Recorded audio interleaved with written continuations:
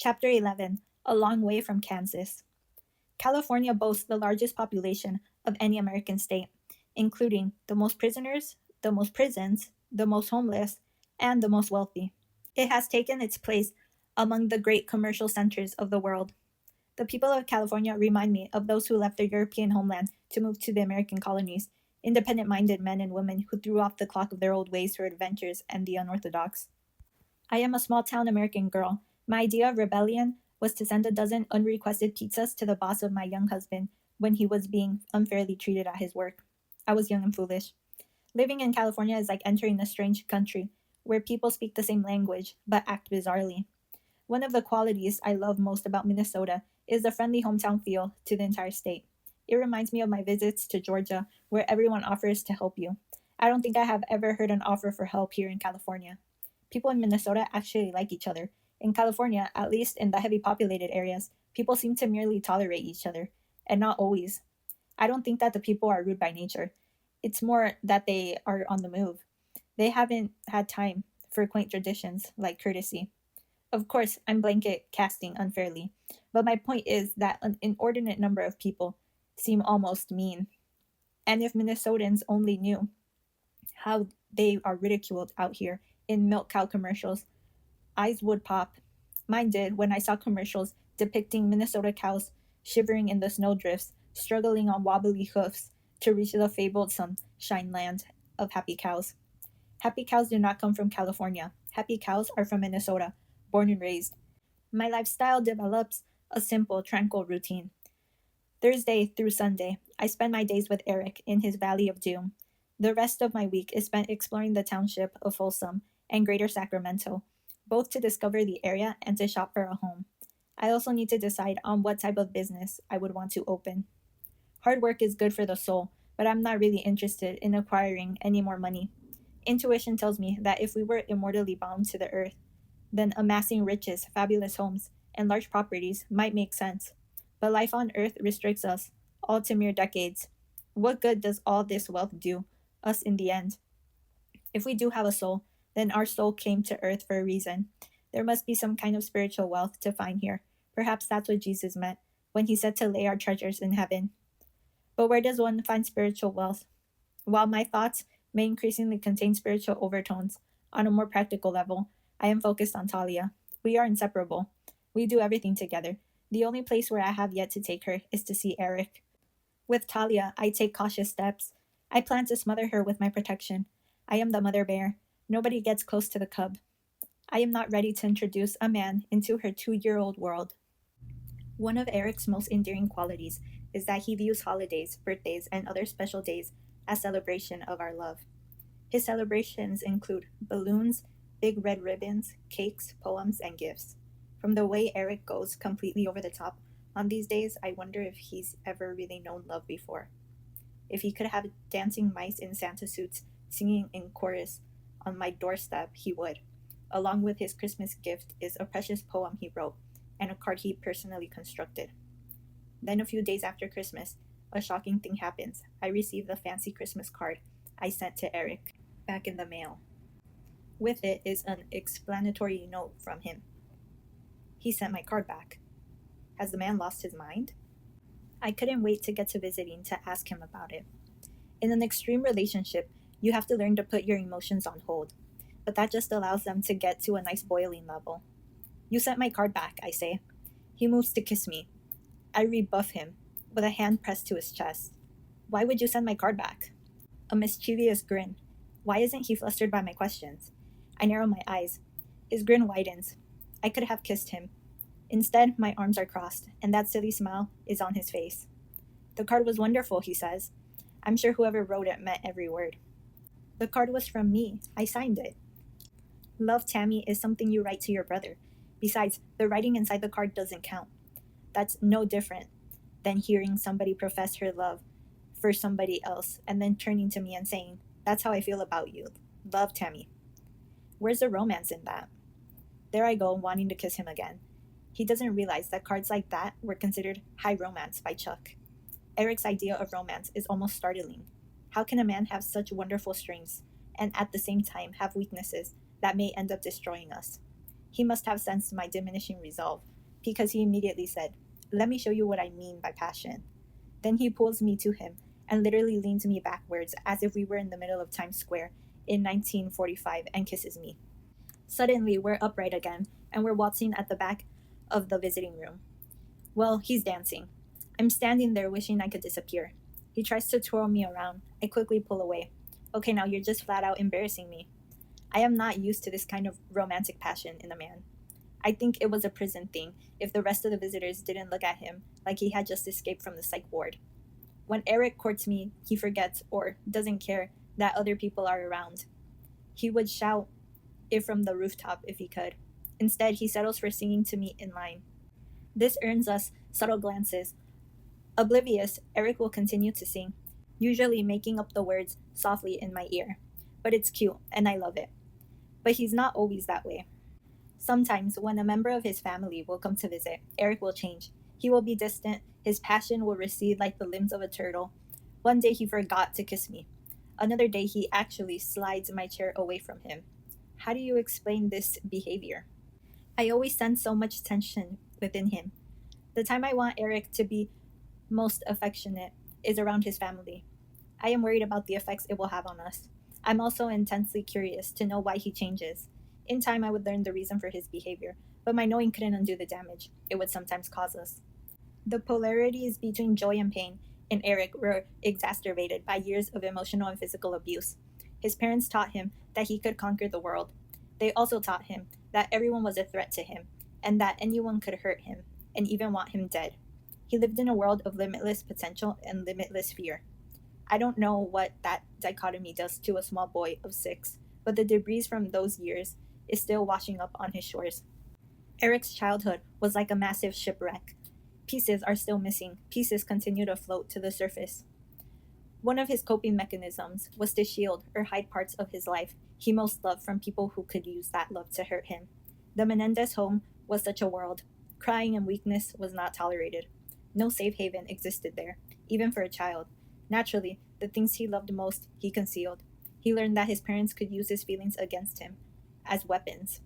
Erik's extended family never harmed him in that way, but they were his parents' companions.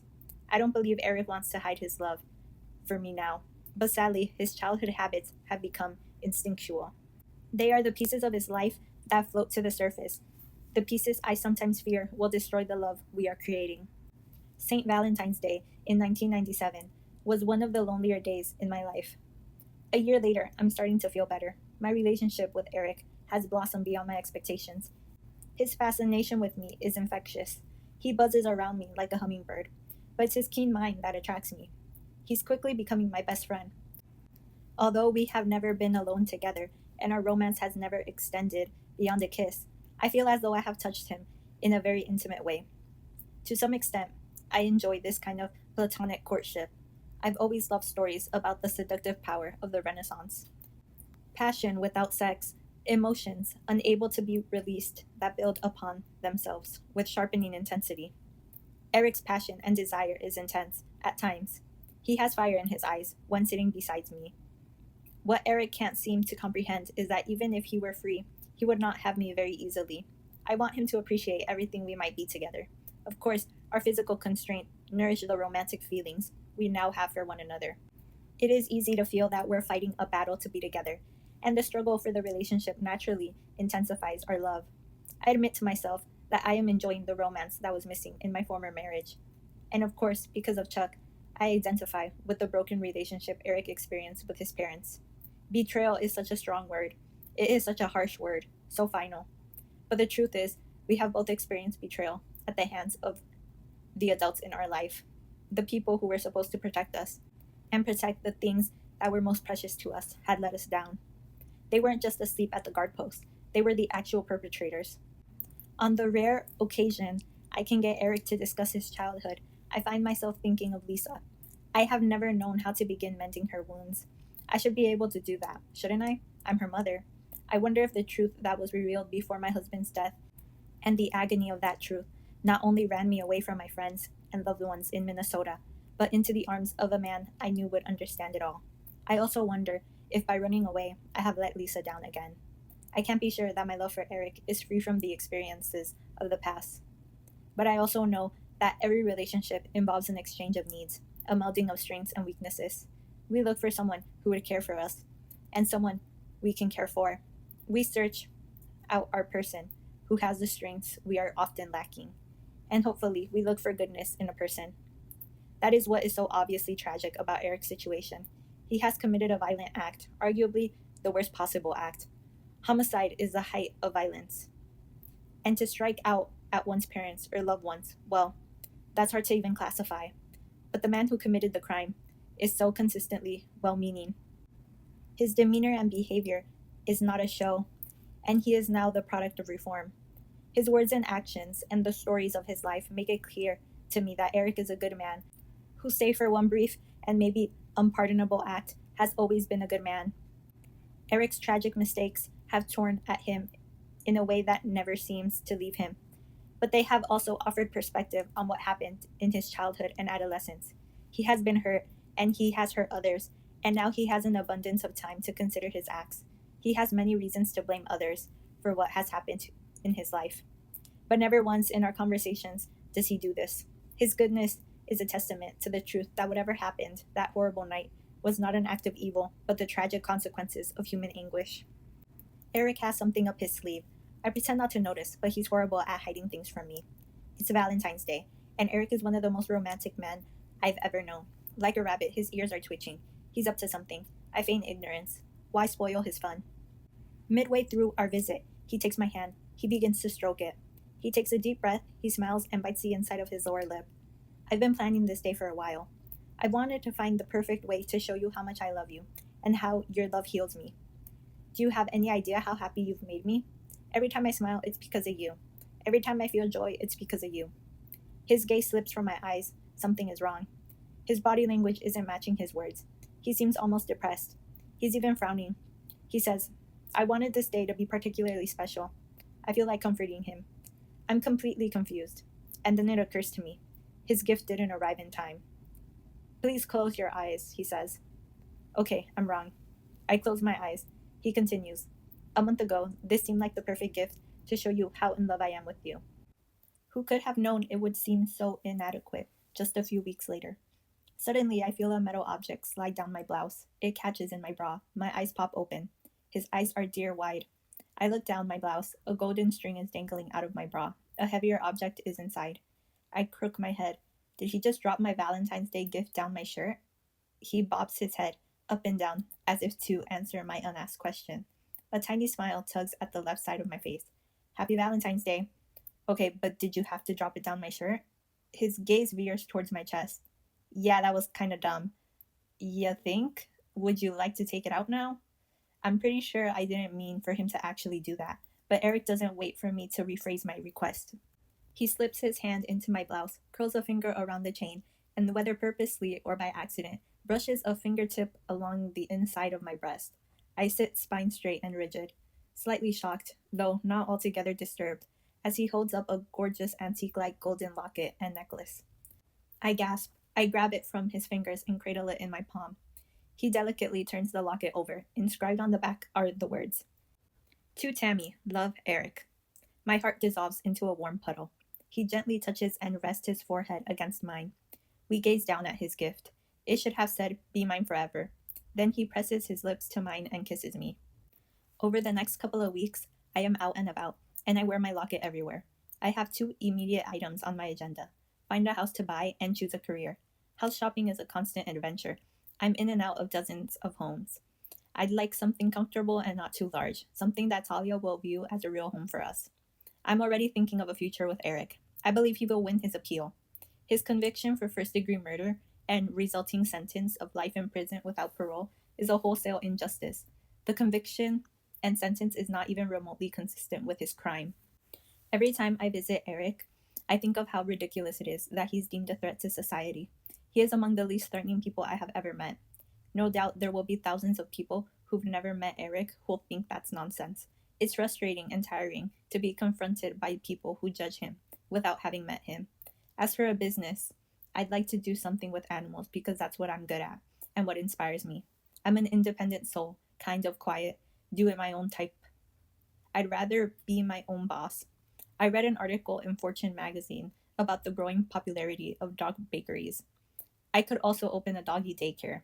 I'm already a professional pet groomer, something I reluctantly admitted to Erik. Grooming is anything but glamorous. Erik believes I could use the grooming as a foundation to support a bakery and daycare and attract customers for the store's other services. As these services develop, my grooming would phase out. I remind myself that Erik is the eternal optimist and I give serious thought to the business model itself. There will certainly be no guarantee with a dog bakery. This is one of those moments when I wish I was a little more conventional in my taste. Of course, I would never have found myself here with Erik if I was even the slightest bit more conventional.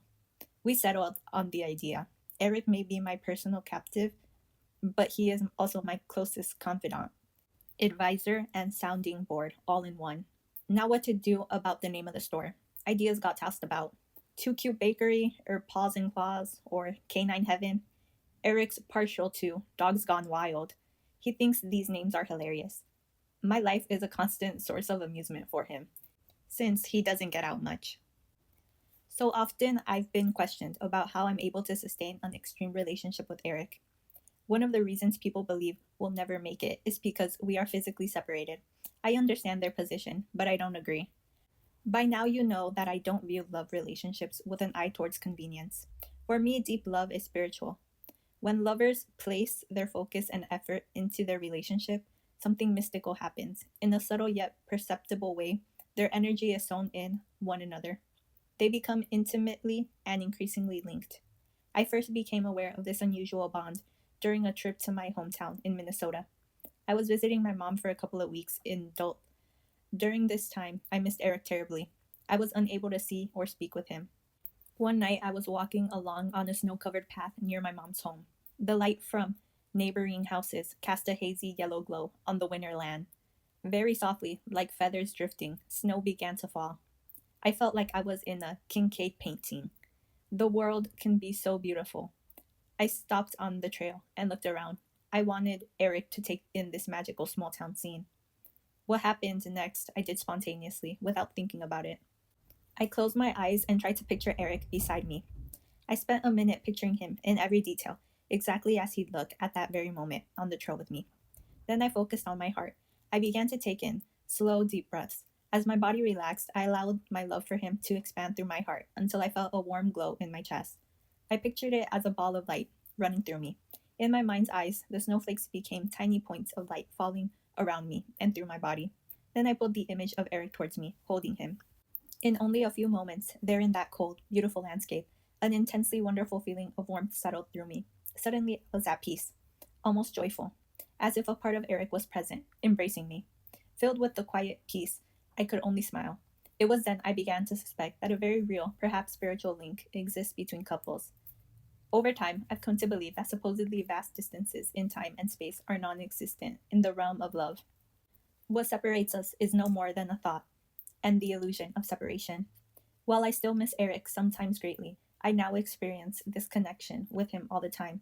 I'll take a few moments to feel it. When I'm in traffic or waiting in a crowded store, this practice centers me and reminds me that I am never alone, that I am something far more profound than the merged image I see in the mirror. I am a being of spiritual light, living a human experience, and through the grace of God, anything is possible. Many of my friends consider me eccentric because of my deep spiritual beliefs.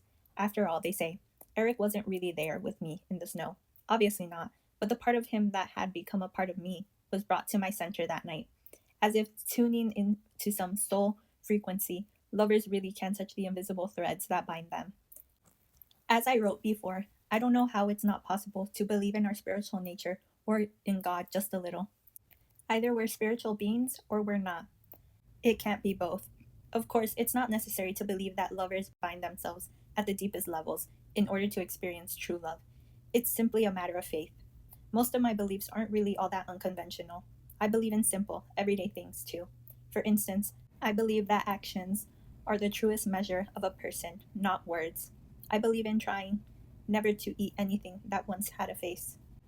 I'm for candlelit dinners and walks on the beach and summer days that last forever. For me, I guess it all comes down to simplicity. I think we like making our lives a lot more complicated than they need to be. The drama stimulates us and drains us. It's natural, but unhealthy, to be so stressed over our daily chores in life. So I go to places like the zoo to be with my uncomplicated friends. And then there's Erik. So much for uncomplicated. I'd blame it on my heart, but this love seems to penetrate my soul. And for me, that makes all the difference.